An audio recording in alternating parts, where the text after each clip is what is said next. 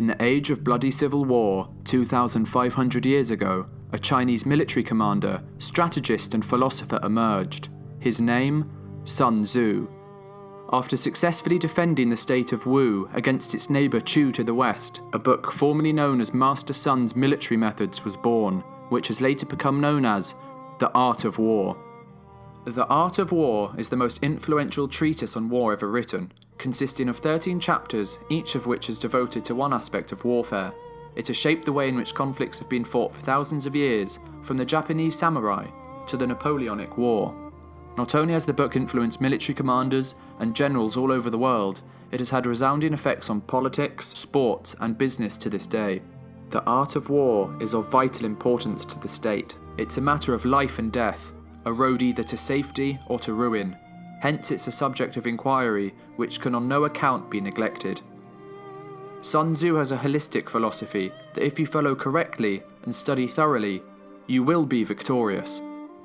Sun Tzu says, "Avoid what is strong and strike at what is weak." Sun Tzu is a strong believer that winning the war with as little unnecessary combat as possible is the key to true victory.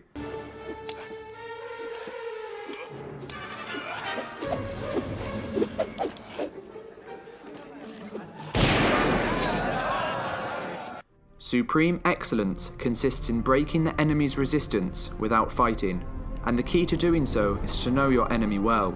If your opponent is arrogant, pretend to be weak, so he will underestimate you. If he was relaxing, attack and give him no rest. If his forces are united, separate them.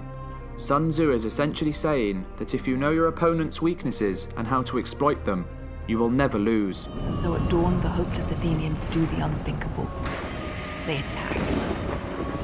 They attack the weary Persians as they disembark their ships on shaky legs after a month at sea. They attack before they can establish their war camp and supply their soldiers. Sun Tzu says, if you know the enemy and know yourself, you need not fear the result of 100 battles. During the mid-1960s, a war took place between the North Vietnamese Communists and the United States of America. Instead of confronting the Americans head-on, the Viet Cong had a different idea in mind. They used unconventional guerrilla warfare tactics, which included hit-and-run strategies.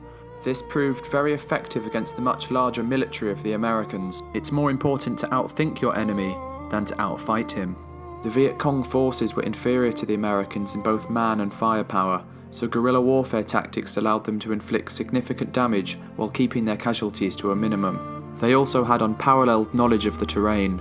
This included a vast network of underground tunnels, allowing them to evade carpet bombing and escape the enemy.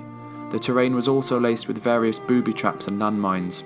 Even though the Viet Cong and North Vietnamese were heavily out-armed by the American superpower, they were still able to defeat them as they truly understood Sun Tzu's philosophy. All warfare is based on deception. Hence, when we are able to attack, we must seem unable. When using our forces, we must appear inactive. When we are near, we must make the enemy believe we are far away. When far away, we must make him believe we are near. This philosophy can be seen in the World War II invasion of Normandy, known as D-Day. The British created several fictional units of troops stationed in Scotland who were ready to invade Europe through its northern regions, in particular Scandinavia.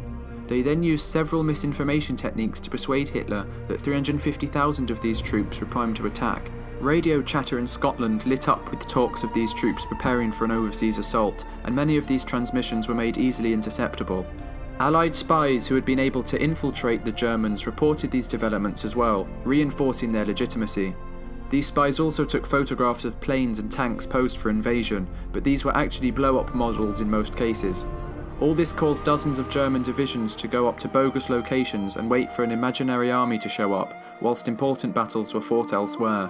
This method of dividing enemy forces was also employed to a greater extent on D-Day itself. Soviet forces kept around 1 million of the German forces busy on the Eastern Front, whilst the Allied invasion occurred on the Western Front. This tactic of dividing the enemy is one of Sun Tzu's key philosophies and allowed the Allies to achieve victory and eventually win the war. Thanks for watching. If you enjoyed the video, make sure to like and subscribe, and comment down below what video you would like us to do next.